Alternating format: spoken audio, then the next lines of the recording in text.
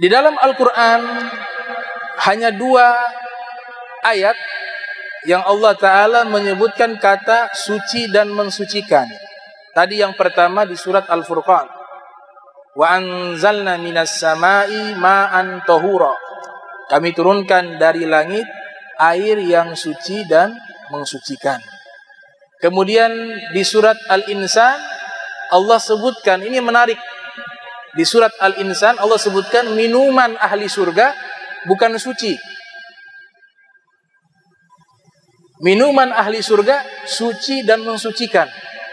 Subhanallah.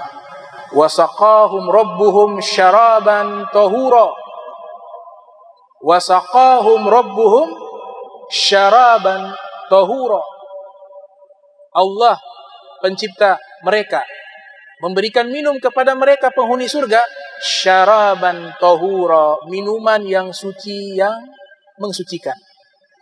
Hanya kata 2 kali Allah sebut di dalam Al-Quran kata tahura.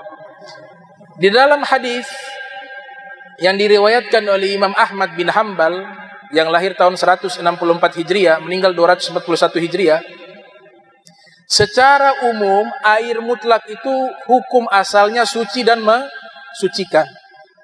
Sehingga Nabi SAW bersabda, innal ma tahurun la yunajjisuhu syai'un. Air mutlak hukum dasarnya suci dan mensucikan, tidak bisa berubah jadi najis. Ini makna hadis perlu dijelaskan. Tidak bisa merubah menjadi najis. Tadi saya katakan dari awal, memahami hadis tidak cukup 1 hadis untuk kita mengambil kesimpulan hukum.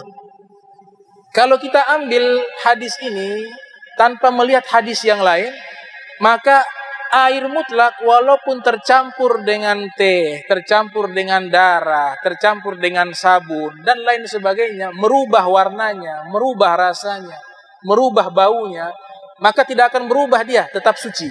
Kalau kita maknai 1 hadis. Tapi ternyata hadis Nabi bukan hanya 1 dalam masalah ini. Ada beberapa hadis yang lain.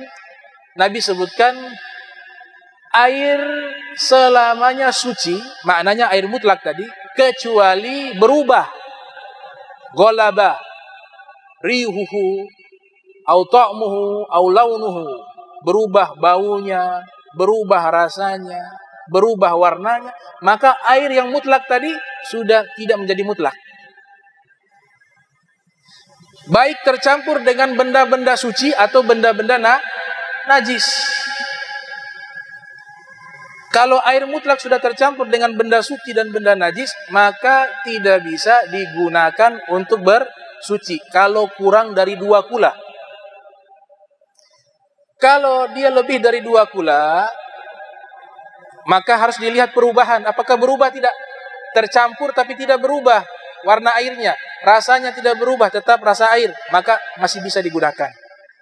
Kalau air yang banyak, lebih dari 2 kula, berubah rasanya, berubah warnanya, berubah baunya, maka tidak bisa digunakan. Nah, ini pemahaman hadis disimpulkan oleh para fuqaha dari banyak hadis, bukan hanya 1 hadis Nabi Muhammad sallallahu alaihi wasallam.